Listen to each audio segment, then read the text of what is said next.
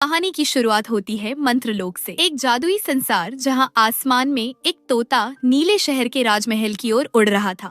नीला शहर दूर से दिखाई देता है, जिसकी प्राकृतिक सुंदरता का कोई मुकाबला नहीं। वह सचमुच किसी स्वप्न से कम नहीं लगता। उड़ते उड़ते तोते ने बड़बड़ाया, अरे इन जादुई दुनियाओं में कभी सीधा रास्ता क्यों नहीं होता? हर बार पहाड़ों के चक्कर काटने पड़ते हैं और बादलों से बचते बचते जाना पड़ता है। आखिरकार तोता रानी के महल में पहुंचा। वह रानी सरसी एक शक्तिशाली मगर घमंडी तांत्रिका थी। उसने तंत्रा मंत्र की विद्या हासिल कर ली थी और अब उन्हीं मंत्रों से अमृत बनाने की कोशिश में लगी थी। उसका सपना था कि उस अमृत के सहारे पूरी दुनिया पर राज करे। तोते ने कहा, आपकी बहन मेलेडी आपको वह अमृत देने को तैयार है जिससे आप अमर हो जाएंगी, पर बदले में उसे जादुई चांदी के जूते चाहिए। लेकिन सरसी ने उसकी बात पर ध्यान ही नहीं दिया। वह अपनी ही रचना में खोई थी। उसने राक्षस की आँख, सूखे कीड़े, सांप का झर जैसी भयानक चीजों को मिलाकर एक घोल तैयार किया। फिर भी अमृत अधूरा रह गया। चालाक तोते ने सोचा, इसे ध्यान ही नहीं है, मैं चुपके से जूते निकालकर उड़ जाता हूँ। पर सरसी ने देख लिया। उसने उसकी गर्दन मरोड़ दी और हालत खराब कर दी। बेचारा तोता दया की भीख मांगने लगा। अब अमृत को पूरा करने के लिए एक दुर्लभ जादुई फूल चाहिए था, ब्रीगॉन, जो 20 साल में सिर्फ एक बार खिलता था। गुस्से में सरसी ने अपने नौकर चकॉफ को बुलाया। चकॉफ दौड़ता हुआ ब्रीगॉन फूल लेकर आया। सरसी ने उसे भी घोल में मिला दिया। फिर अमृत को बोतल में भरकर महल की सबसे ऊंची मीनार पर पहुंची। उसने बोतल जमीन पर पटक दी। बोतल टूटते ही एक भयानक बवंडर उठ खड़ा हुआ। चारों तरफ गोल गोल हवाएं सनसनाने लगी। रानी सरसी हंसते हुए बोली, देख चकॉफ, अब देखना मैं इस दुनिया पर कैसे राज करती हूँ। हर इंसान मारा जाएगा और मेरा अंधकारमय बवंडर पूरी धरती को निगल लेगा। सब डर के मारे मेरा नाम जपेंगे। दूसरी ओर हम एक परिवार को कार में सफर करते देखते हैं, जिसमें है एलिना, उसका डॉगी टोनी और माँ पापा। वे छुट्टियां मनाने अपनी नानी के घर जा रहे थे। पापा बोले, देखा मेरी योजना काम आई। एलिना की मोबाइल और गैजेट्स की बुरी आदत ऐसे ही छूटेगी जब वह बाहर की सुंदर दुनिया देखेगी। हरे भरे पेड़, पहाड़ और जानवर तो असली जीवन समझेगी। पापा ने उसे किताब भी दी पढ़ने के लिए। एलिना मजे से पन्ने पलट रही थी, पर असल में वह किताब नहीं, उसके भीतर छिपा मोबाइल चला रही थी। उसने किताब के पन्नों को मोबाइल के आकार में काटकर मोबाइल छिपा लिया था। माँ पापा सोच रहे थे कि उनकी बेटी कितनी भोली है, लेकिन टोनी की वजह से पापा को सच्चाई दिख गई। उन्होंने किताब छीनी और कहा, नहीं, ये नहीं चलेगा। हमने तय किया था कि इस ट्रिप पर कोई मोबाइल या इंटरनेट नहीं इस्तेमाल करेगा। एलिना गुस्से से बोली, हमने नहीं, आपने और माँ ने तय किया था। मेरी कोई सहमति नहीं थी, और नाराज होकर कार रुकवाकर बाहर निकल आई। माँ ने समझाया, जिद मत करो बेटा, ये सुंदर दुनिया देखो, मोबाइल में कुछ नहीं रखा, असली जीवन यही शांति है। पर एलिना मानी नहीं। तब पापा ने मोबाइल पिछली आरवी वैन में रख दिया और कहा, ये ट्रिप खत्म होने तक तुम्हें नहीं मिलेगा। गुस्से में एलिना वहाँ से चलने लगी। तभी वही बवंडर जिसे सरसी ने बनाया था उनकी ओर बढ़ने लगा। सबकी आंखें फटी की फटी रह गई। ये कहाँ से आ गया अचानक? टोनी ने एलिना को खींचा और बोला, अरे पगली, भाग, हमें मरवाएगी क्या? माँ पापा ने जल्दी से उसे कार में बिठाया और कार स्टार्ट कर दी। लेकिन टोनी पिछली आरवी में घुस गया। उसके पीछे पीछे एलिना भी चली गई। पापा ने कार को 5वें गियर में डालकर तेज भगाने की कोशिश की, पर बवंडर उन्हें अपनी गिरफ्त में ले चुका था। आरवी और उसके अंदर मौजूद एलिना और टोनी हवा में उछल गए। एलिना घबराकर चिल्लाई, पापा मुझे बचा लो, मैं आपकी हर बात मानूंगी। उस पूरे समय आरवी तेजी से भंवर में घूमता रहा। भीतर एलिना और टोनी भी गोल गोल चक्कर काट रहे थे। थोड़ी देर बाद एलिना को धीरे धीरे होश आया। टोनी ने राहत की सांस लेते हुए कहा, शुक्र है तुम जिंदा हो, वरना मेरा क्या होता? एलिना दंग रह गई। टोनी इंसानी भाषा बोल सकता है? टोनी मुस्कुराते हुए बोला, अरे मैं तो हमेशा से बोल रहा था। शायद तुम्हारे सिर पर लगी चोट ने तुम्हारी इंद्रियों को जगा दिया है। अब तुम सच में मेरी बातें समझ पा रही हो। जैसे ही एलिना ने आरवी का दरवाजा खोला, उसकी आंखें खुली की खुली रह गयी। सामने एक नई, अद्भुत और सुंदर दुनिया फैली हुई थी, जो उसने कभी सपनों में भी नहीं देखी थी। पर आरवी किसी भी पल नीचे गिरने वाला था। टोनी घबराकर बोला, चलो जल्दी, मुझे मरना नहीं है। लेकिन एलिना अब भी अपने फोन को लेकर परेशान थी। वह लगातार उसे ढूंढ रही थी। इसी बीच अचानक उसे फोन मिल गया। एलिना और टोनी झटपट आरवी से कूदकर नीचे उतर गए और इस तरह वे बाल बाल बच निकले। नीचे पहुंचकर एलिना ने चारों ओर देखा। शहरवासी उसे घूर रहे थे, जैसे वह कोई स्वर्ग से उतरी परी हो। इतना ही नहीं, लोग गिरी हुई आरवी को भी किसी उड़ते हुए जादुई घर की तरह मान बैठे थे। उन्हें विश्वास हो गया कि एलिना ही वह शक्ति है जिसने उस दुष्ट जादूगरनी सरसी का अंत किया है। तभी चकूफ आगे बढ़ा। वह बोला, मेरे पास सबके लिए एक बड़ी खबर है। रानी सरसी अब मर चुकी है, इसलिए अब जश्न मनाओ, नाचो गाओ, खुशियाँ मनाओ। अब वह किसी पर अत्याचार नहीं करेगी, और क्योंकि मैं उसका सबसे खास सेवक था, आज से मैं ही तुम्हारा नया राजा हूँ। बस इतना सुनते ही भीड़ ठाकों से गूंज उठी। लोग हंसते हुए बोले, तुम और हमारे राजा, क्या तुम कोई परी हो या जादूगर जो राज करने का दावा कर रहे हो? तुम्हें तंत्र मंत्र आता भी है क्या? ये क्या मजाक है? अब तो कोई भी मस्खरा उठकर कहेगा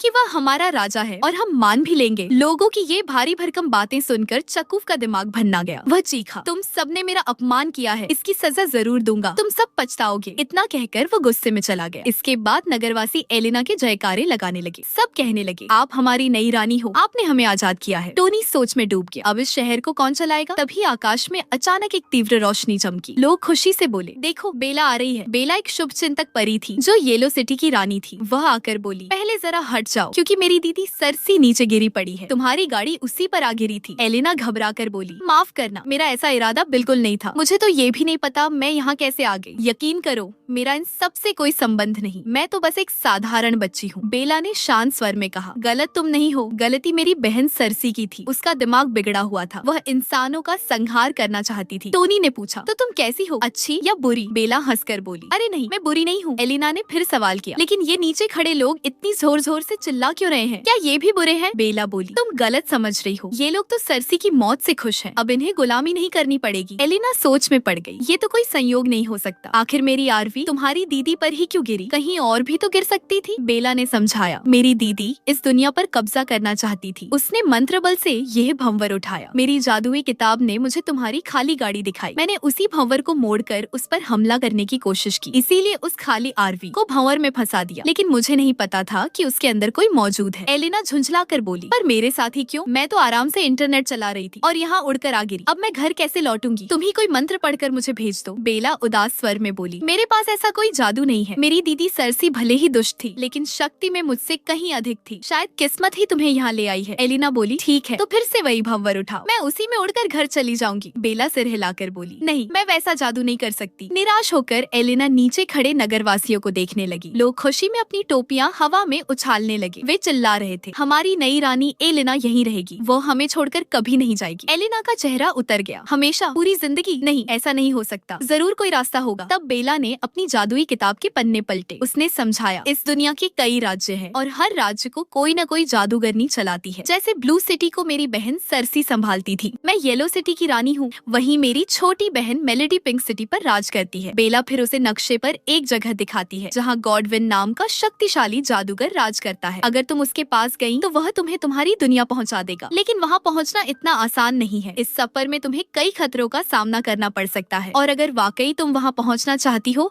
तो रास्ते में तुम्हें 3 लोगों की मदद करनी होगी। इसी से गॉडविन तक जाने का रास्ता, एमेरल्ड सिटी तक का मार्ग खुल जाएगा। एलिना बोली, यहाँ लोगों की रानी बनने से अच्छा है कि मैं घर वापस जाऊँ और अपने पिता की सीधी बेटी बन जाऊँ। राज करना मेरे बस की बात नहीं है। तो बताओ रास्ता कैसे जाना है? बेला ने कहा, तुम्हें पीला रास्ता पकड़ लेना होगा और किसी भी कीमत पर उस रास्ते को मत छोड़ना, वरना भटक जाओगी। वरना तुम्हारा सामना कई खतरनाक राक्षसों और बुरी जादूगरनियों से होगा। इस पीले रास्ते के आखिर में तुम्हें एमेरल्ड सिटी ही मिलेगी जहाँ गॉडविन राज करता है। इतना कहकर बेला गायब हो गई। दूसरी ओर शहर के लोग अभी भी चिल्ला रहे थे कि तुम हमारी रानी हो, पर एलिना को किसी भी हल्के फुल्के बहकावे में नहीं रहना था, उसे यहीं से निकलना था। तो वह चल पड़ी, लेकिन भंवर में से उसका एक जूता कहीं खो गया। वह परेशान हो उठी, इतनी लंबी राह, जंगल और पत्थरों से भरी, मैं बिना जूते कैसे जाऊंगी? तभी टोनी सरसी के वे जादुई चांदी के जूते लेकर आ गया। कहने लगा, एक तोता इन्हें खींच कर ले जा रहा था, मैंने उसे डरा कर भगा दिया। शाबाश टोनी, तुमने पहली बार अच्छा काम किया, लोगों ने कहा। पर जूते एलिना के नन्हे पैरों के हिसाब से बहुत बड़े थे। जैसे ही उसने जूते पहने, जादू से चांदी के जूते उसके पैरों में एकदम फिट हो गए। यह देखकर एलिना अपनी आंखों पर विश्वास न कर सकी। यहाँ तो हर चीज में जादू भरा था। एलिना और टोनी फिर अपने सफर पर निकल पड़े। उसी भीड़ में खड़े लोगों ने हवा में हाथ लहराते हुए कहा, रानी एलिना, हम तुम्हारे लौटने का इंतजार करेंगे। इधर पिंक सिटी में मेलेडी अपने दरबार में एक जोड़े को बंधक बनाकर उनके साथ खेल रही थी। उसने कहा,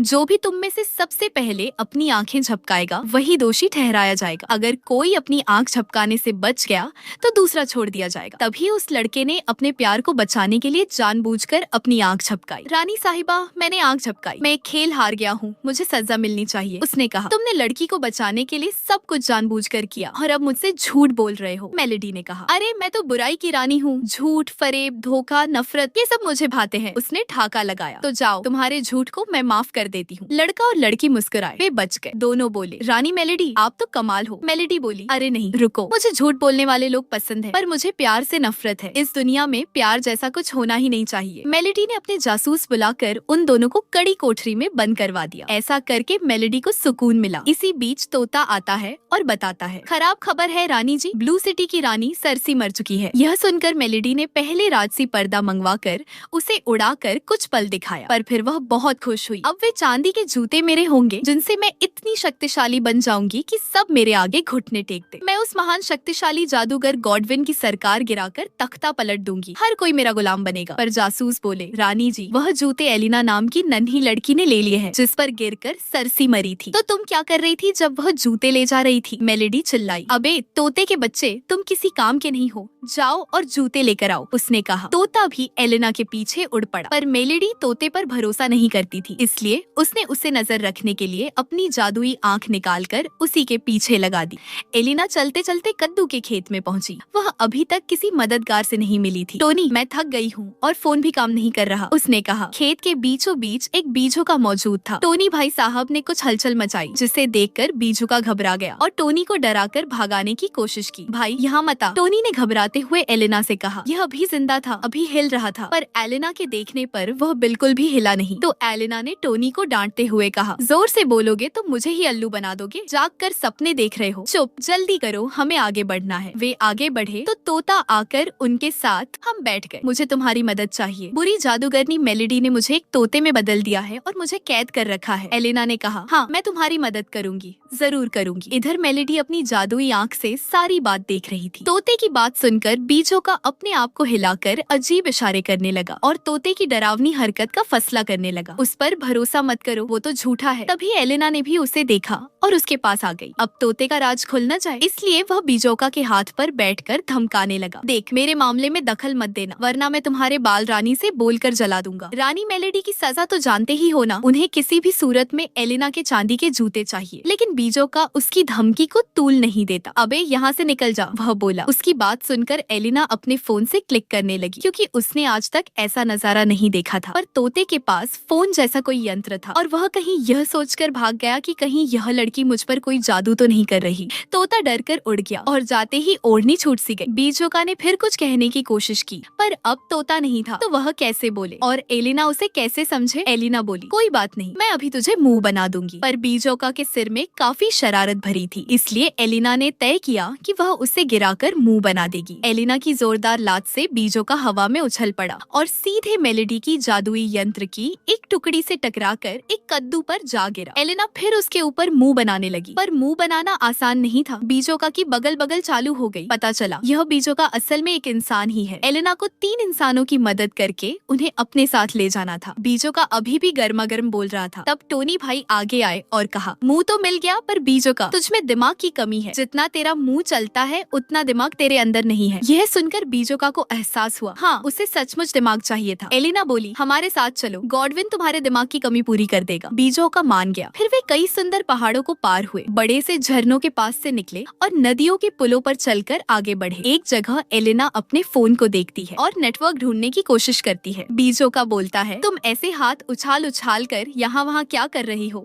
क्या ढूंढ रही हो? एलिना कहती है, बीजोका, मुझे इंटरनेट चाहिए। बीजोका हंसकर पूछता है, इंटरनेट कौन है? तुम्हारा दोस्त है क्या? उसका रूप कैसा है? नहीं नहीं, इंटरनेट किसी को दिखाई नहीं देता, पर उसके पास हर सवाल का जवाब होता है। यह सुनते ही बीजोका हैरान रह गया। जो दिखता ही नहीं, उसे ढूंढ रही है यह पागल लड़की। खैर, फिर रात हो गई और वे तीनों जंगल में पहुंच गए। दूसरी ओर मेलेडी को जल्द से जल्द चांदी के जूते चाहिए थे, इसलिए उसने अपने सैनिकों से कहा और सबसे खतरनाक नरबख्शी को बुलवा लिया। मेलेडी ने उसके सामने कुछ मंत्र कहे, जिनसे कुछ मशरूम उगे और उन मशरूमों से इंसानों की आवाजें निकलने लगी, जो सुनकर नरबख्शी बहुत खुश हुआ। तब मेलेडी ने उसके बेड़ियां खोल दी और कहा, मैं तुम्हें सब दूंगी, तुम्हें घर भी जाने दूंगी, अपने परिवार से मिले सकते हो, अगर तुम एलिना से वह चांदी के जूते ला दोगे। यह कहकर उसने उसे एक नीली बोतल दी और नरबख्शी खुश होकर चला गया। अब वह अपने मन से कई मनुष्यों को खा सकेगा। नरबख्शी ने पूछा, वो लड़की खाने को मिलेगी? हाँ, जरूर, उसे भी खा लेना, पर पहले जूते ला दो। नरबख्शी चांदी के जूते लेने निकल पड़ा। इधर जंगल में एलिना को एक तेल छिड़कने जैसा छोटा डिब्बा ओनिल कैना मिला। तभी उन्हें एक अजीब आवाज सुनाई दी और टोनी उसके पीछे भागा। एलिना चिल्लाई, हमें पीला रास्ता नहीं छोड़ना है। अबे डॉगी महाराज, चुपचाप वापस आओ। पर टोनी रुकने वालों में नहीं था। आगे उन्हें लोई की मूर्ति मिली, जो मानवी सी दिखती थी, पर हर जगह जंग लगी हुई थी। एलिना ने कहा, देखो, वह रो रहा है, उसकी आंखों से आंसू गिर रहे हैं, इसका मतलब ये जिंदा है। मूर्ति बोलने की कोशिश कर रही थी, पर जंग के कारण उसका मुंह खुल नहीं रहा था। तो एलिना ने उस ओनिल कैन से थोड़ा सा तेल उसके मुंह में डाल दिया और अब उसका मुंह थोड़ी सी हरकत करने लगा। तब वह कहता है, थोड़ा सा तेल, मेरे हाथ पाँव में भी थोड़ा तेल डाल दो ना, कम से कम मैं थोड़ा हिल तो पाऊंगा। एलिना ने वैसा ही किया। नमस्ते, मेरा नाम टिन मैन है, सौभाग्य है कि तुमने मेरा खोया हुआ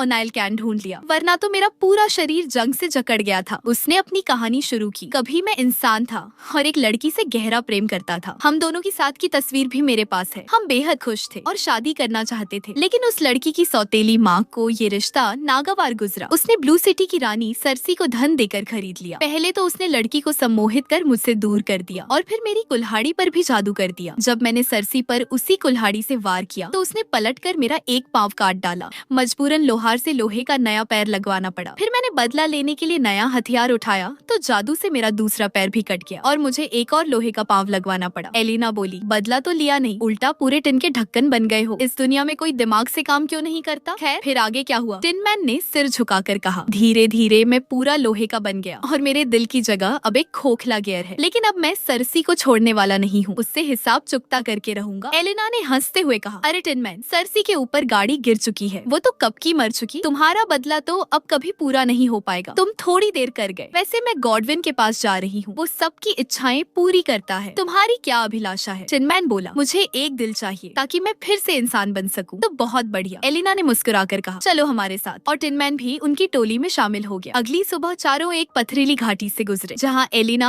और टोनी सबसे आगे थे। पीछे टिन मैन और बिजूका चल रहे थे। टोनी अपने खिलौने से खेल रहा था, जिसकी आवाज से एलिना चिढ़ गई। गुस्से में बोली, लाओ इसे मुझे दो। टोनी बोला, पर इसके बिना मैं क्या करूँगा? जरा देखो इस सुंदर दुनिया को, कितनी खूबसूरत है। ऊंचे ऊंचे पहाड़, रंग बिरंगे फूल। इतना कहते ही एलिना ठिठक गई। उसे याद आया कि वही तो यही गलती करती थी जब उसके माता पिता उसे फोन से दूर रहने की सलाह देते थे। वो कितनी गलत थी। तभी उसे अपनी माँ की आवाज सुनाई दी, बेटा यहाँ आओ। एलिना चौंक गई। ये आवाज कहाँ से आई? टोनी आवाज का पीछा करते हुए वे दीवारों तक पहुँचे, जहाँ नीले मशरूम खिले थे। उनसे इंसानों जैसी आवाजें निकल रही थी। उनकी धुन से एलिना का मन बनता जा रहा था, यहाँ तक कि उन आवाजों में से एक उसकी माँ की भी थी, जो उसे घर बुला रही थी। टोनी जानता था कि ये सब ठीक नहीं है। वो आगे बढ़ा, पर तभी नरभक्षी ने उसे जाल में कैद कर लिया। वहाँ एक शिला पर लिखा था, गॉडविन जादूगर यही रहता है। एलिना आगे बढ़ी, क्या आप गॉडविन हैं? हाँ, मैं ही गॉडविन हूँ। तो मुझे मेरे घर पहुँचा दीजिए। लेकिन अब तक तुमने केवल 2 ही इंसानों की मदद की है। नरभक्षी बोला, कोई बात नहीं, 2 भी काफी है। मैंने किताब के नियम बदल दिए हैं। आओ मेरी इस जादुई गाड़ी में बैठ जाओ, लेकिन पहले अपने जूते उतार दो। मेरी गाड़ी पवित्र है, मुझे ये गंदे जूते पसंद नहीं। एलिना ने भी जूते उतार दिए। ये देखकर मेलोडी मुस्कुराई। आखिर मेरी चाल कामयाब रही। नरभक्षी ने मेरा काम कर ही दिया। इधर टिन मैन ने अपनी कुल्हाड़ी से रस्सी काटकर टोनी को नीचे उतारा। कुछ मत पूछो, जल्दी से एलिना को ढूंढो, वो बड़ी मुसीबत में है। एलिना बोली, मेरा डॉगी टोनी भी साथ है। नरभक्षी ने गुर्रा कर कहा, उसे मत लाओ, ये संभव नहीं है। सिर्फ एक ही जा सकता है। तय करो, तुम या तुम्हारा डॉगी। इतना सुनते ही टिन मैन, बिजूका और टोनी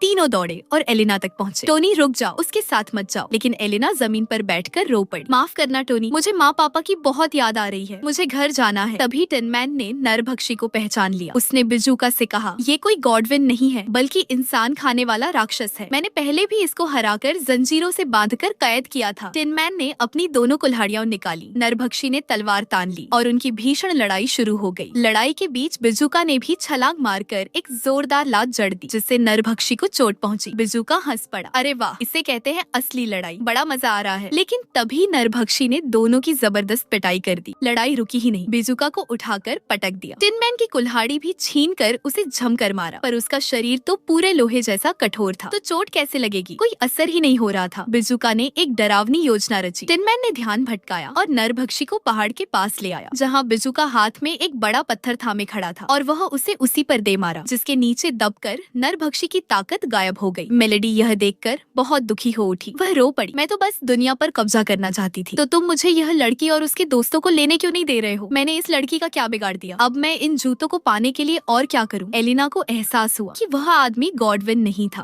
टोनी चांदी के जूते उठाकर उसे दे देता है और अब एलिना को अपने के पर पछतावा होने लगा, क्योंकि टोनी ने उसे रोकने की कोशिश की थी। पर एलिना काफी जिद्दी निकली और उसने कहा भी था, पहले मैं घर जाऊंगी। टोनी के बारे में उसने सोचा ही नहीं था। टिन मैन ने पूछा, क्या तुम खुद उस गाड़ी में बैठ गई थी? इस पर एलिना कुछ जवाब नहीं दे पाई, क्योंकि उसे पता था कि उसने गलती की थी। वह उदास होकर आगे चल दी, पर ये लोग उसे छोड़ने को तैयार नहीं थे। फिर से पूछने लगे तो एलिना परेशान होकर बोली, हाँ मुझसे गलती हो गई, मैं यहाँ नहीं रहना चाहती, मैं एक छोटी लड़की हूँ, पर तुम लोग बार बार मुझे ताना मारते रहते हो, मुझे अपने मम्मी पापा को देखना है। उसके उदास चेहरों को देखकर बिजूका चुप रह गया। टिन मैन को बहुत बुरा लगा। ठीक है, अब कुछ नहीं पूछेंगे। फिर इन चारों ने फिर से पीला रास्ता पकड़ लिया और आगे बढ़े। दूसरी ओर मेलेडी क्रोध से हाथ रगड़ने लगी। कोई भी किसी काम का नहीं। बताओ इतना खतरनाक नरभक्षी एक मामूली लड़की से कैसे हार गया? उस नरभक्षी ने तो मेरी नाक काट दी थी। तभी चकूफा उसके दरबार में आ पहुंचा। मैं बहुत काम का हूँ। उसने एक बोतल दिखाई जिसमें मृत रानी सरसी का बनाया हुआ जादुई अमृत था। मैं आपसे हाथ मिलाना चाहता हूँ इसी तोहफे के रूप में। मैं इसे आपके लिए लाया हूँ रानी जी, और हर तरह से आपकी मदद करूंगा, पर बदले में मुझे ब्लू सिटी का राजा बना दो। अमृत को देखकर मेलेडी दंग रह गई। इसमें तो अनेक शक्तियाँ होंगी। ठीक है, तुम्हें राजा बना दूंगी, पर पहले वे चांदी के जूते लाओ। अब देर मत करो, जाओ। चकूफ चल दिया। दूसरी ओर गुफा पार करते हुए टोनी ने कुछ अजीब सी आवाज सुनी और उसका पीछे पीछा किया। तब बाकी सब भी टोनी को रोकने पीछे गए, और जो देखा वे हैरान रह गए, क्योंकि एक बड़ा शेर टोनी के ऊपर बैठा हुआ डर के मारे कांप रहा था। उसकी पूंछ भी थर थर कांप रही थी। बिज्जूका बोला, एक शेर ये छोटे से कुत्ते से कैसे डर सकता है? बताओ भाई, अपनी शेर बिरादरी की तूने किस तरह मजाक उड़वा रखा है? शेर बनने में तुम्हारी क्या मर्जी नहीं थी? शेर ने कहा, सबसे पहले इस खतरनाक डॉगी को मुझसे दूर भगाओ। मैं बहुत डरपोक है, मुझे हर किसी से डर लगता है। टोनी तब भी आगे बढ़ता जा रहा था। तो नीचे आओ शेर, किसी ने कहा। पहले तो मेरे पास आओ। तुम्हें ये लोग जंगल का राजा कहते फिरते हैं ना, आज देखता हूँ तू कहाँ का राजा है। ऐसा काटूंगा कि तुम्हारी शेर बिरादरी इसे याद रखेगी। शेर बोला, मैं शेर नहीं हूँ, मैं एक जासूस था, पर किसी गलती के कारण रानी मेलेडी ने मेरी आत्मा बाहर निकाली और वह फटकर शेर में समा गई। पर एक बात बताऊं, मैं शेर से ज्यादा डरपोक हूँ। एलिना बोली, हमारे साथ चलो। गॉडविन नाम का एक जादूगर है जो हर किसी की इच्छाएं पूरी करता है। वह तुम्हें इंसान बना देगा और थोड़ा बहादुर भी, वरना ऐसे डरपोक बनकर कब तक काम चलेगा? ठीक है, मैं साथ चलता हूँ, पर मेरी रक्षा करना। वे आगे बढ़े क्योंकि उन्होंने देखा कि शेर आगे नहीं बढ़ रहा है। डर के मारे वह वहीं खड़ा है। एलिना बोली, कोई तो है नहीं, तो किससे डर रहे हो? टोनी हंसते हुए बोला, ये चूहे से डर रहा है, उसे डांट फटकार दो। तो क्या शेर हो? उसने कहा, शेर के नाम का तुम बस ढोंग हो। एक काम करो, मुंह अच्छे से खोलो, पसीना पोंछकर दहाड़ लगा दो, चूहे भाग जाएगा। शेर ने दहाड़ा, पर निकली म्याऊं बिल्ली की आवाज। टोनी बोला, देखो भाई, अब तो यह अपनी टोली की भी इज्जत गिरा रहा है, जिस पर चूहा भी हंस पड़ा। टोनी ने सहारा दिया, कोई बात नहीं, अब रोना मत, पहली बार होता है, सबके साथ ऐसा ही होता है, तुम सीख जाओगे। और तुम चूहे हंसना बंद कर दो, तेरी खैर नहीं। जैसे ही चूहा डर कर भागा, सब फिर से आगे बढ़ने लगे। उधर महल में मेलेडी अब भी कोई उपाय सोच रही थी।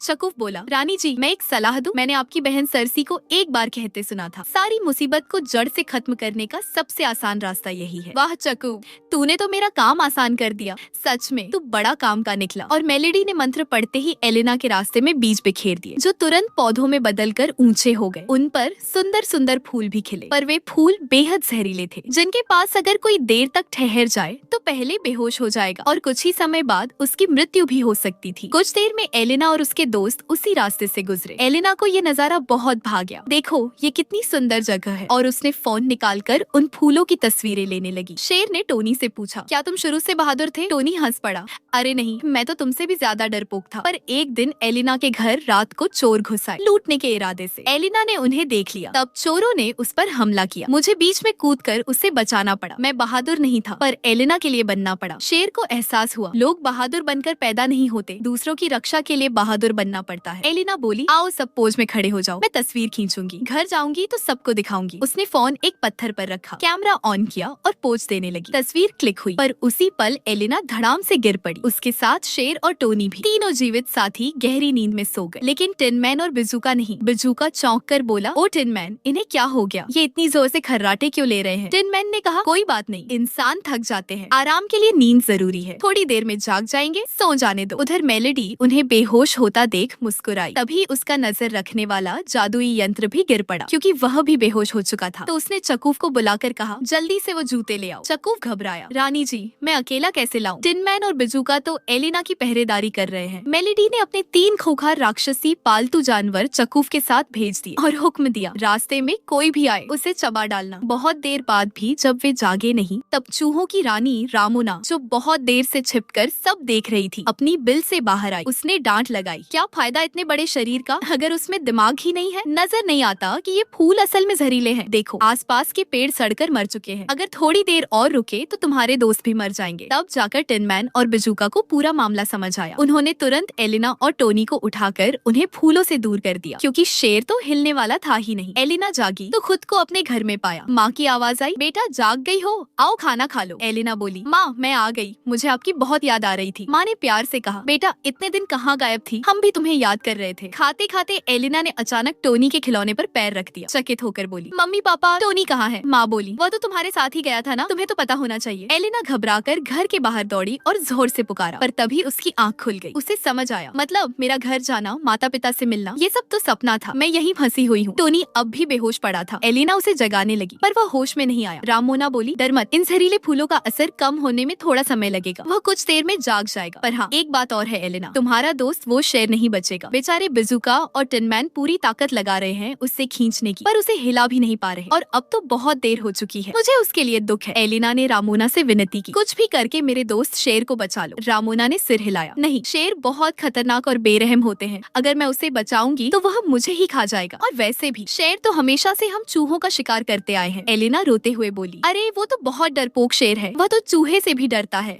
पर रामोना फिर भी नहीं मानी, वे कभी भी शेरों की मदद नहीं करते। अब जब कोई और रास्ता नहीं बचा तो अलीना खुद ही शेर को बचाने अंदर जाने लगी, लेकिन टिनमैन ने उसे थाम कर बाहर खींच लिया। मुझे छोड़ दो, मुझे अपने दोस्त शेर को बचाना है। वह जोर जोर से रोने लगी क्योंकि अपने साथी शेर को नहीं बचा पाई। टिनमैन और बिजुका भी उदास हो उठे। हम कुछ नहीं कर सकते अलीना। रामोना ने अलीना के गालों पर बहते आंसू देखे तो उसका भी दिल पिघल गया और उसने अपनी जिद छोड़ दी। तभी अचानक वह गाड़ी जिस पर शेर बेहोश पड़ा था अपने आप चलने लगी। सब चौंक गए, ये क्या हो रहा है, ये कैसा जादू है? रामोना मुस्कुराई, ये जादू नहीं, मेरी प्रजा का कमाल है। गाड़ी के पहियों को अनगिनत चूहे मिलकर धक्का दे रहे हैं। तब सभी को समझ आया, रामोना ने बांसुरी बजाकर अपनी प्रजा को मदद के लिए बुला लिया था। अलीना, अब तुम्हारा मित्र सुरक्षित है। धन्यवाद चूहों की रानी, रामोना बोली। मेरा आभार मत मानो, बल्कि आज मैंने तुमसे ये सीखा है कि चाहे कैसी भी मुसीबत आ जाए, सच्चे दोस्त का साथ कभी नहीं छोड़ना चाहिए। और तुम्हारी मदद के लिए मैं तुम्हें यह जादुई बांसुरी देती हूँ, ये आगे तुम्हारे काम आएगी। तभी अचानक वे सारे जहरीले फूल उड़ने लगे। उन्हें देख सब समझ गए कि कोई न कोई अपनी मंत्र शक्ति से उनके रास्ते में बार बार रुकावट डाल रहा है। कोई है जो हमें खत्म करना चाहता है। दूर से सब देख रही मेल्डी गुस्से से चीखी, हाँ मैं ही हूँ जो तुम सबको मिटाना चाहती हूँ, लेकिन ये मर क्यों नहीं रहे? मेरी यह चाल भी नाकाम हो गई। बताओ, वह तिलमिलाई, पर मेरे खूंखार शेर और नौकर चकूफ कहाँ मरे पड़े हैं? रात होने पर सबने कुछ देर आराम करने का निश्चय किया क्योंकि शेर अभी भी गहरी नींद में था। अब बस एक और पुल पार करना था और फिर वे गुडविन के राज्य में पहुंच जाते। अलीना ने मोबाइल में अपने परिवार की पुरानी तस्वीरें देखी। वह जन्मदिन जब उसके माता पिता उसे उपहार में डॉगी टोनी लेकर आए थे, वो तस्वीरें देख वह मुस्कुराई। काश सब पहले जैसा हो जाए। टोनी ने उसे दिलासा दिया, हो जाएगा, हम जल्द ही घर पहुँचने वाले हैं, तुम उदास मत हो। तभी अचानक टोनी बोला, अरे यह कैसी गंध है? अलीना, मुझे शेरों की गंध आ रही है। क्या हमारा शेर होश में आ गया? अलीना ने चौंक कर पूछा। टोनी बोला, नहीं, ये हमारा वाला शेर नहीं, बल्कि दुश्मन कबीले के खूंखार शेर है। शायद वही जादूगरनी ने भेजे हैं जिसने जहरीले पौधों से हम पर हमला किया था। ओए बिजुका और टिनमैन, अलीना बोली, जल्दी से पुल पर चलो। लेकिन अलीना, हम शेर को अकेला नहीं छोड़ सकते, अलीना ने दृढ़ता से कहा। इसीलिए तो हमें दुश्मनों को अपने पीछे लगाना होगा। टोनी यही रुकेगा और शेर पर नजर रखेगा। कुछ ही देर में अलीना, टिनमैन और बिजुका पुल तक पहुंच गए। पर मुश्किल ये थी कि पुल जगह जगह से टूटा हुआ था। टिनमैन ने सुझाव दिया, मैं लोहे जैसा मजबूत हूँ, मैं खुद को बीच में अटका कर लेट जाऊंगा, तुम दोनों मेरे ऊपर से चढ़कर पार कर लो। सबसे पहले अलीना, फिर बिजुका पार हो गए। टिनमैन लगभग गिरने ही वाला था, पर दोनों ने उसे खींचकर ऊपर चढ़ा लिया। उधर चक्कू एक विशालकाय राक्षसी शेर पर बैठा जोर जोर से हंसने लगा। अब देखो तुम कहाँ जाओगे, फंस गए ना, अब आगे का रास्ता बंद है। इतना बड़ा गैप है कि इस बार टिनमैन का लेटना भी काम नहीं आएगा। वह दहाड़ा, जाओ बच्चों, इन्हें मार डालो और खा जाओ। तभी दो राक्षसी शेर बिजली जैसी रफ्तार से भागे और कूदकर अलीना पर टूट पड़े, लेकिन उनके भारी वजन और जोरदार छलांग से पुल और भी ज्यादा टूट गया। दोनों शेर नीचे गिरने लगे। उन्होंने पंजों से पकड़कर खुद को बचाने की कोशिश की, पर उनमें से एक शेर गहराई में गिरकर मर गया। मेल्डी गुस्से में कांप उठी, हे भगवान, कहीं मेरे प्यारे पालतू बच्चे भी असफल न हो जाए। यह छोटी लड़की तो मेरी सारी चालों पर पानी फेर रही है। नहीं, मैं इसे छोड़ूंगी नहीं। इधर टिनमैन और अलीना किनारे पर लटके हुए थे। उनके पास ही दूसरा राक्षसी शेर भी झूल रहा था। उसने पंजों से अलीना पर वार किया। टिनमैन ने सामने आकर मुकाबला किया, लेकिन वह ज्यादा देर तक टिक नहीं सकता था। बिजुका चिल्लाया, मैं अपनी टहनियों से रस्सी बना सकता हूँ। पर तभी शेर ने फिर से हमला किया और बिजुका ने उसे कसकर जकड़ा, अपने साथ गहराई में खींच लिया। यह देखकर अलीना का दिल टूट गया। सिर्फ उसे बचाने के लिए बिजुका ने अपनी जान दे दी। किसी तरह वह टिनमैन को थाम कर ऊपर चढ़ी, लेकिन तभी बचा हुआ राक्षसी शेर उस पर झपटा। टिनमैन पूरी ताकत ताकत से उससे भिड़ गया। तभी चकूफ ने टिन मैन पर एक बड़ा पत्थर फेंका, जिससे वह अपना संतुलन खो बैठा और नीचे जा गिरा। चकूफ ने गरज कर धमकी दी, छोटी बच्ची, तेरी लोहे की दुकान और वह मोटा झाड़ झंखाड़ तो गया, अब तेरा क्या होगा? मेलडी ने जादू से आदेश दिया, मार डालो इसे। और राक्षसी शेर अलीना पर झपटने ही वाला था कि तभी एक गूंजदार आवाज आई। सबने पलट कर देखा तो वहाँ खड़ा था उनका अपना शेरू, सीना ताने हुए। शेरू ने खुद को हिम्मत दी, तुझे अली के लिए बहादुर बनना ही होगा, उसे बचाना ही होगा। राक्षसी शेर भी अचंभे में था, ये कहाँ से आधम का? शेरू के मन में हलचल थी। बाहर से तो वह बहादुरी दिखा रहा था, पर भीतर उसकी आत्मा कांप रही थी। फिर भी शेरू छलांग लगाकर राक्षसी शेर पर टूट पड़ा। दोनों के बीच भयंकर लड़ाई शुरू हो गई। कभी पंजों से वार, कभी दहाड़ से डराने की कोशिश, लेकिन कोई भी पीछे हटने को तैयार न था। लड़ाई में पुल का एक हिस्सा टूट गया, पर अलीना सुरक्षित हिस्से पर गिर पड़ी और बच गई। उसने देखा शेरू भी बिजुका की तरह उसे बचाते हुए नीचे गिरकर जान गंवा बैठा। अलीना की आंखों में आंसू उमड़ आए। मेरे दोस्त क्यों मर रहे हैं? मैंने ऐसा क्या किया है? मैं तो बस एक बच्ची हूँ, फिर सब मुझे क्यों मारना चाहते हैं? चकूफ गरज कर बोला, चुपचाप बिना कोई तमाशा किए अपने वे चांदी के जूते मुझे सौंप दो, वरना अभी तेरा खेल खत्म कर दूंगा, समझी नन्ही सी? अलीना चिल्लाई, इन बेकार जूतों के लिए तुमने मेरे दोस्तों की जान ले ली? पागल हो क्या? ये लो, मुझे नहीं चाहिए ये जूते, यही तो सारी मुसीबत की जड़ है। उसने जूते सीधे चकूफ के मुंह पर दे मारे। चकूफ उछल पड़ा, हाँ, अब मैं हूँ नया राजा, अब सब मेरे गुलाम होंगे, यहाँ तक कि मेलडी को भी मैं नहीं छोड़ूंगा। इतना कहते ही टोनी गुस्से में उस पर भौंकने लगा। चकूफ ने जैसे ही टोनी को देखा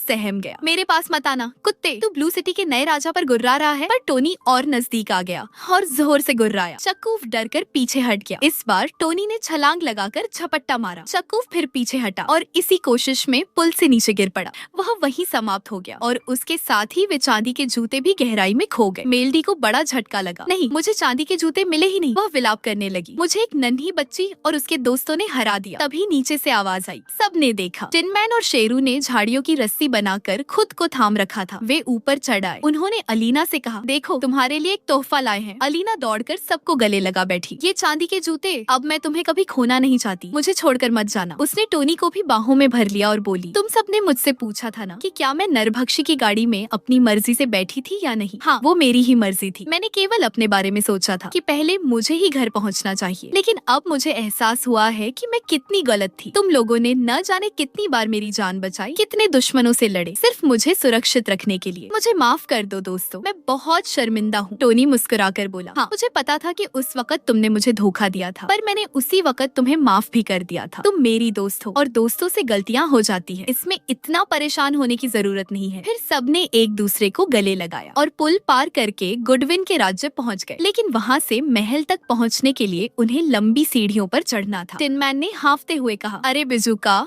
मेरे दोस्त, सीढ़ियाँ चढ़ते चढ़ते मेरी हालत खराब हो गई है, थोड़ा तेल डाल दे ताकि मेरे जोड़ जोड़ पर जमी जंग उतर जाए। बिजुका ने वैसा ही किया। फिर टिन मैन ने पूछा, बिजुका जब तुझे दिमाग मिल जाएगा तब क्या करेगा? बिजुका बोला, ये भी कोई सवाल है? उसे लेकर घूमूंगा जैसे तुम सब करते हो, तब मैं भी बन जाऊंगा दिमाग वाला होशियार बिजुका। टिन मैन ने कहा, और जब मुझे दिल मिलेगा तो मैं उस लड़की को ढूंढूंगा जिससे मैं प्यार करता हूँ और उसके साथ अपनी नई दुनिया बसाऊंगा। शेरू से पूछा गया, और तुम बहादुरी पाकर क्या करोगे? शेरू बोला, कुछ मत पूछो, इस लड़ाई से अभी भी मेरा दिमाग चकरा रहा है, मैं तो अब भी डरपोक ही हूँ। यह सुनकर टिन मैन और बिजुका हंस पड़े। अलीना देखो, हमारे जंगल का राजा अब भी डरपोक है। अलीना मुस्कुराई, शायद मैं अपने घर लौट जाऊंगी, लेकिन तुम सबसे मिलने के लिए मैं जादुई दुनिया में फिर से आऊंगी, पर तब तक तुम सबकी बहुत याद आएगी मेरे प्यारे दोस्तों। इसी बीच गॉडविन के राज्य में वही तोता उड़ता हुआ पहुंच चुका था। हालांकि उसे सीधे गॉडविन के सामने नहीं ले जाया गया। आवाज गूंजी, तोते बता क्या खबर लाया है? तोता बोला, महान गॉडविन, आप चाहे तो पूरी इस दुनिया पर शासन कर सकते हैं, बस आपको एक छोटा सा काम करना होगा। एक नन्ही लड़की अपने साथियों के साथ आपसे मिलने आ रही है। आपको उसकी घर लौटने की इच्छा